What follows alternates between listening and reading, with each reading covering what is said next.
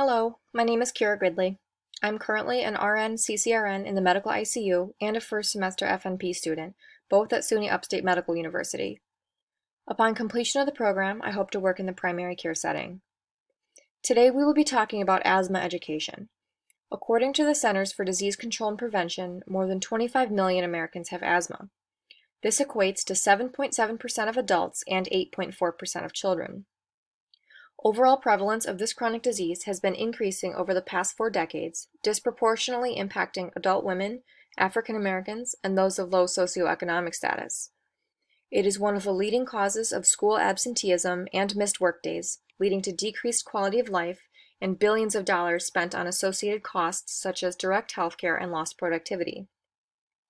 As asthma is a care-sensitive condition, this is highly dependent on control status and medication compliance. It is especially important that we as nurses have the ability to provide resources to our patients, allowing them to better understand, cope with the disease, and prevent exacerbations. For these reasons, asthma teaching is particularly important in primary care. I'm going to direct you through some education using the Asthma and Allergy Foundation of America, which is found at AAFA.org. Before we begin, we'll take a look at the website's reputability. The AAFA is a patient-centered nonprofit organization that was founded in 1953. It is partnered with multiple highly regarded national organizations such as the American Academy of Family Physicians, the American Association of Nurse Practitioners, and the American Nurses Association. Additional recognition information is typically found at the bottom of the page. We can see here that this particular site has been endorsed by multiple agencies, with a 4-star rating by Charity Navigator, accreditation by the Better Business Bureau, the National Health Council, and the Health on the Net Foundation. We also consider components of the Source Educational Evaluation Rubric, or SEER, which provides a grade based on authoritativeness, educational value, intent, originality, and quality. This site received an SEER score of 3.6. We can also see on the bottom that this page has a copyright date of 2020. At each page also, we will take a look at medical review and sources, knowing that the information provided is current. The site itself is easy to navigate, with multiple drop-down menus and easily understandable videos. The AAFA covers allergies as well, but today we'll focus on asthma, starting with the basics. There's a brief 3-minute video that provides an overview of asthma for those with preference for visual or auditory learning. Across the top here are links to learn more about triggers, symptoms, diagnosis, treatment, prevention, and living with asthma. For ease, these links are also provided on the right side as well as below. We will explore these further in just a moment. This is a free downloadable PDF handout on exercising with asthma as an additional educational resource. As there is no cure for asthma, patients must fight for control through education and reduction of triggers. So together we'll take a closer look at the triggers by clicking on the main tab at the top of the page. We start with the definition of a trigger, as well as another brief video.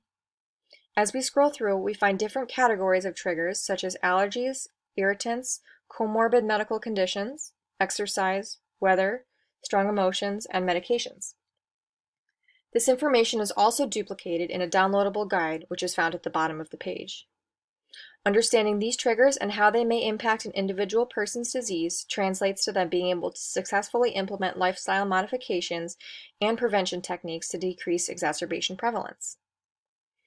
You'll note that various terms and conditions are highlighted in blue, indicating that more information is available.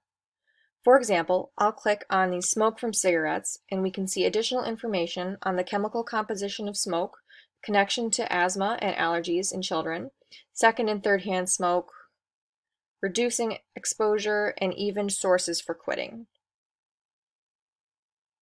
Not limited to those suffering from smoke triggers, community support can help people feel less burdened or isolated by being surrounded by others facing the same struggles.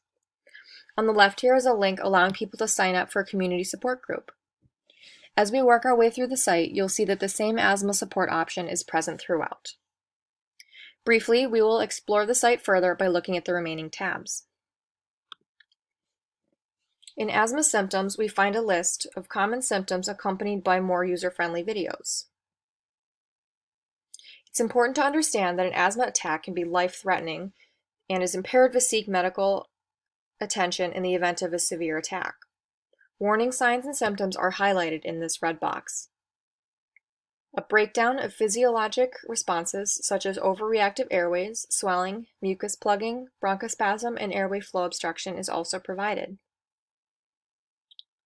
On the left, we find a downloadable asthma action plan, which utilizes an intuitive traffic light to help interpret peak flow and severity of asthma symptoms.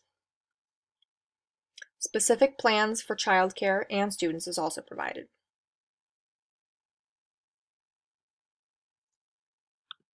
The Asthma Diagnosis tab describes common tests and examinations a patient might undergo prior to receiving a formal diagnosis, such as a physical exam and various lung function tests.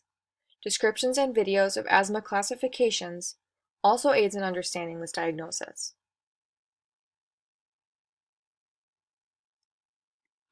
Reviewing asthma treatments such as inhalers, nebulizers, and various long-term control medications may help patients grasp the action and purpose of each of their medications.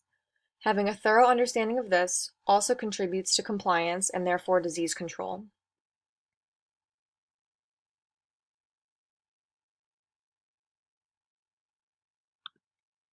Prevention covers many of the topics that we previously discussed in an organized and comprehensive manner.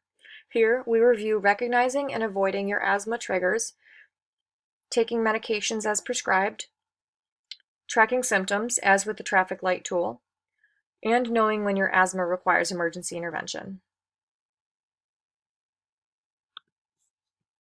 Lastly, Living with Asthma arranges information into convenient age-specific groups, also including information on the Americans with Disabilities Act, traveling with asthma, and asthma during pregnancy. Again, the blue indicates further tips and tricks for planning ahead. Overall, the Asthma and Allergy Foundation of America provides a wealth of objective information with a user-friendly appearance and language appropriate for the general public. Providing this site to patients and their families can empower them to take control of their disease and lead healthier and more satisfactory lives.